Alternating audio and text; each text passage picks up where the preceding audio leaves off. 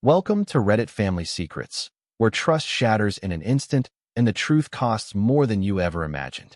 If you crave stories that grip you from the first word and don't let go, hit subscribe and stay until the end, because what's coming will change everything you thought you knew. The call came while I was reviewing blueprints for a municipal water treatment facility. Thursday afternoon, 3:15.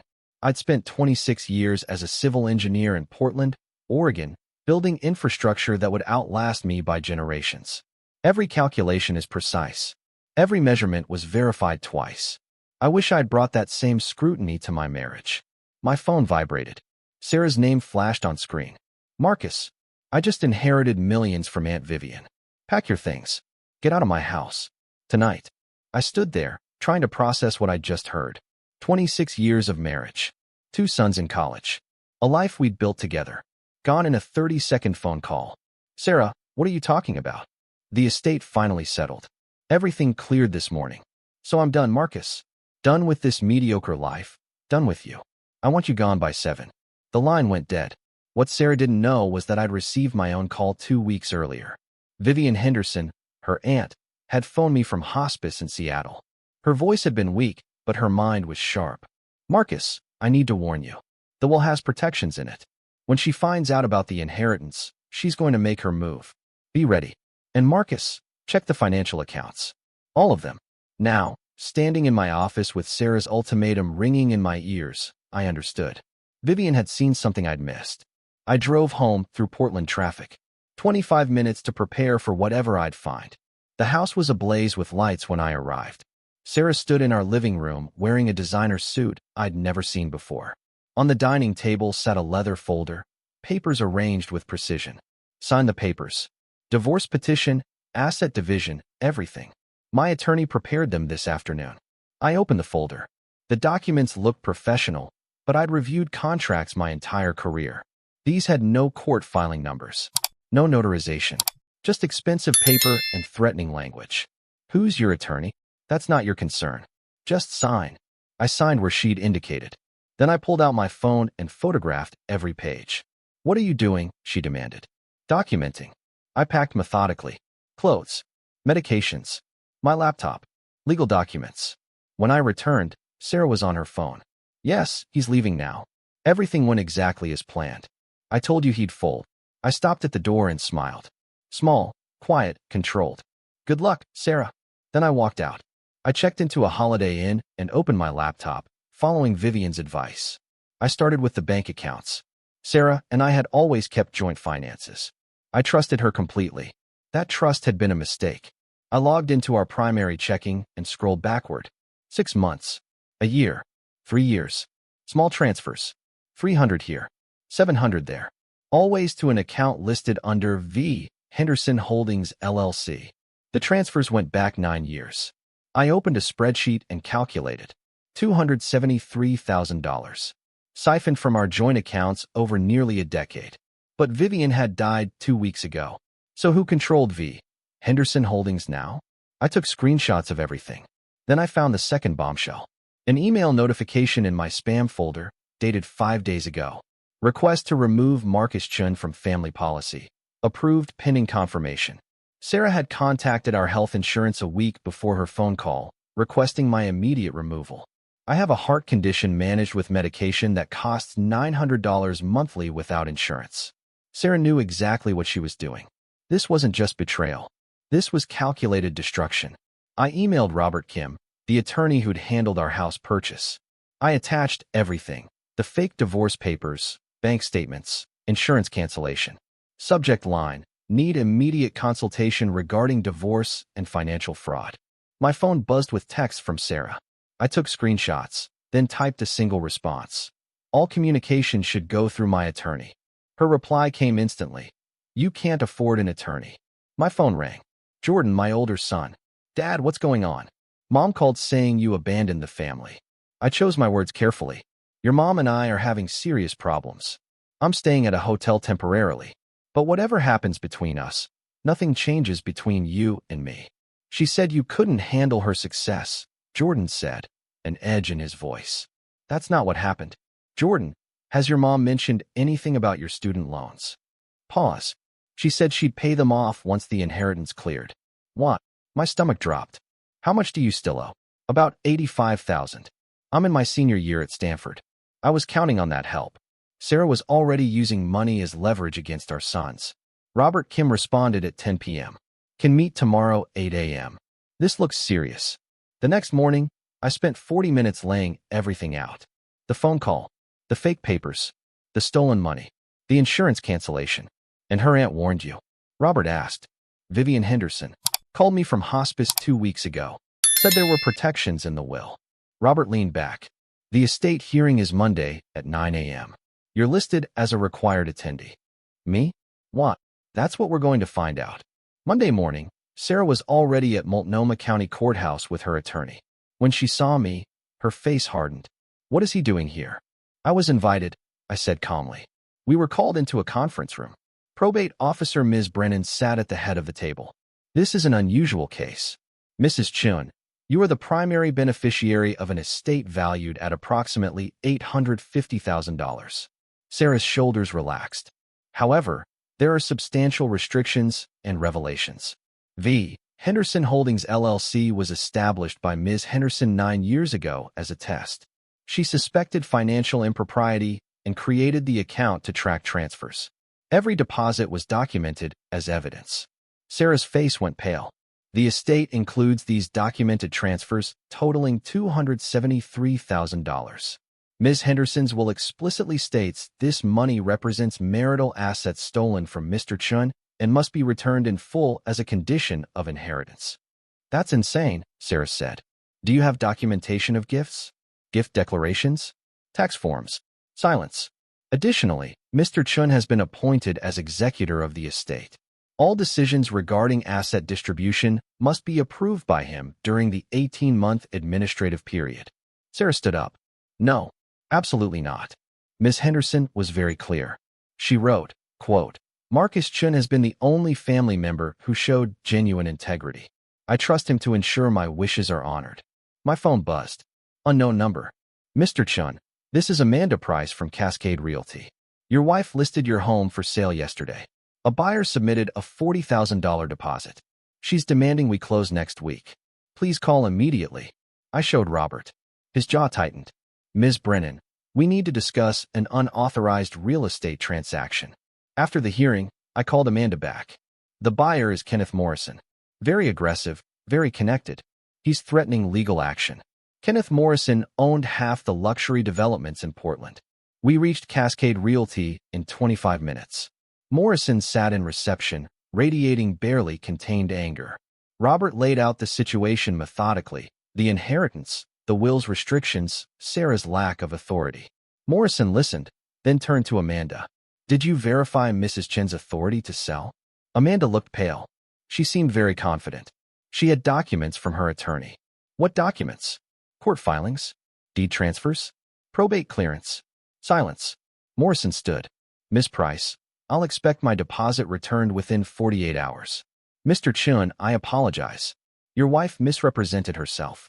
I won't pursue legal action against you, but I will be filing a complaint with the Oregon Real Estate Commission. That evening, Tyler called. My younger son, 21, finishing at University of Oregon. Dad, I saw Mom today. I wanted to understand what was happening. I recorded our conversation. You need to hear it. My heart rate spiked. Tyler, what did she say? Just listen. I'm sending it now. I opened the audio file. Tyler's voice. Mom, I need to understand why Dad left. Sarah's voice, sharp and clear. Your father's a weak man, Tyler. He always has been.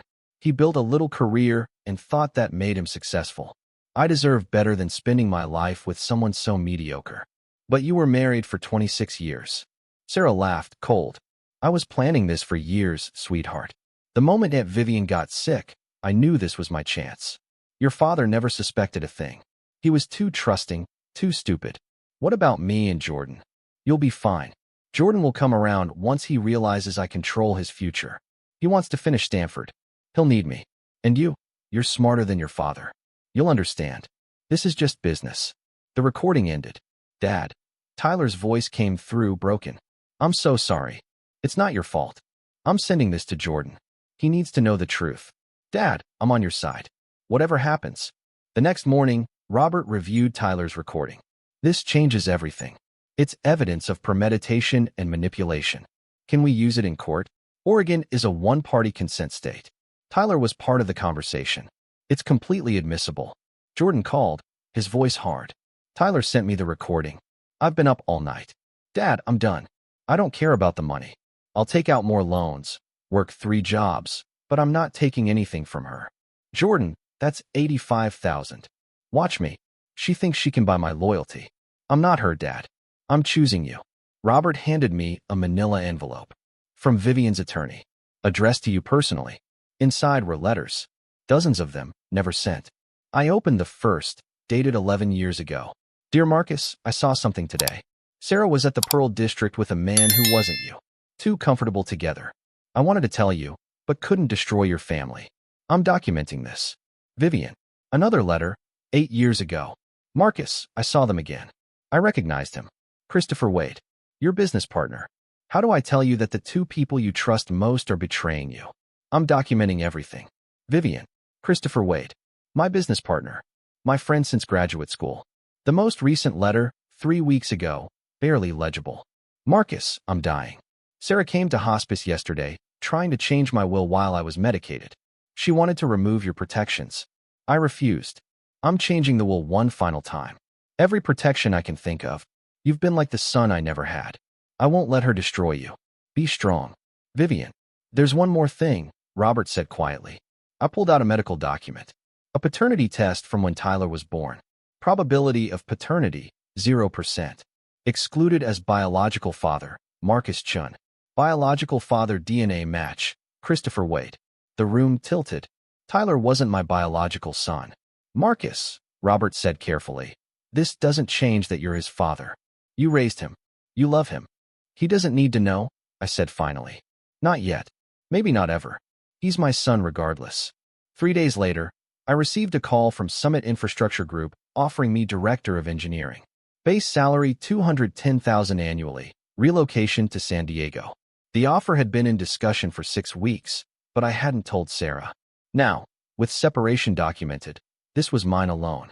That evening, Sarah filed for a restraining order, claiming I'd been physically aggressive. She included photographs of bruises. The hearing was the next day. Robert presented hotel security footage, credit card receipts, workplace timestamps.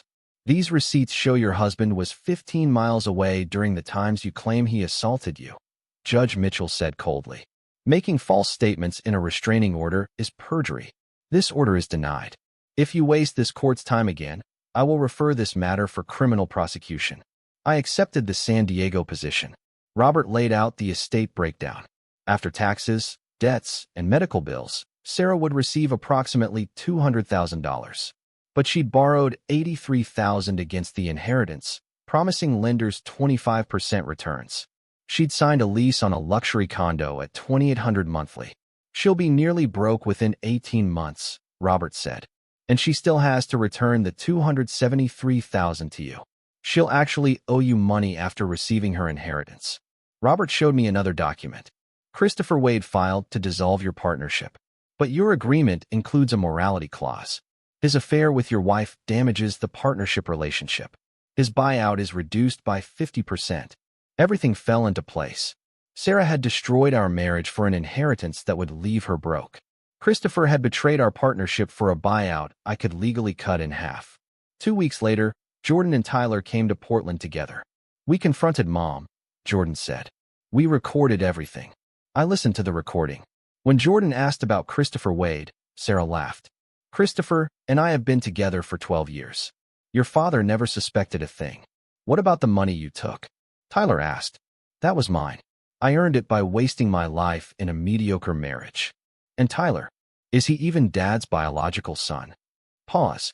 Then Sarah's voice, sharper. No, Tyler is Christopher's son. I've known since before he was born. But Marcus never questioned it. I looked at Tyler, whose eyes filled with tears. Dad, I don't care what she said. I don't care about biology. You're my father. You raised me.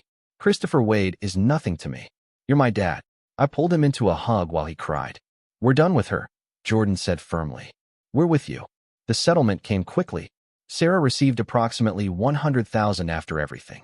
I received the house, full ownership of the firm, and return of the stolen money. I accepted the San Diego position and sold the house. 2 weeks before my move, we had dinner at a small Italian restaurant. I got into UC San Diego's graduate program, Jordan said. If you're there anyway, it makes sense. Tyler reached across the table. I know about the paternity test. I found the documents. I know Christopher Wade is my biological father. I froze. You don't need to explain. You raised me. You taught me how to be a man. Christopher Wade donated some DNA. You gave me everything else. You're my dad. That's never going to change. We're a family, Jordan said. The three of us. That's what matters. 6 months later, I stood in my San Diego apartment, looking at the Pacific Ocean. Both sons visited regularly. Jordan thrived in his graduate program. Tyler finished his senior year strong. One evening, Jordan raised his coffee cup. Dad, 8 months ago, your life imploded. But you didn't fall apart. You fought for what was right. Tyler stood. When I found out about the paternity test, I was terrified you'd see me differently. But you didn't. Thank you for being my dad. Always. I looked at my sons and felt peace settle over me. I just refused to let someone else's betrayal change who I am. And I held on to you too and my self-respect. Later that night, driving home, I thought about Sarah. I'd heard she was struggling. The money had run out. Her relationship with Christopher had imploded. I didn't feel satisfaction. I didn't feel anything at all. I'd lost a wife who never valued me. I'd gained sons who chose me every day. I'd lost a life built on lies. I'd gained a life built on truth. Sarah had tried to destroy me with her betrayal. Instead, she'd freed me to become who I was always meant to be. And that was the greatest victory of all.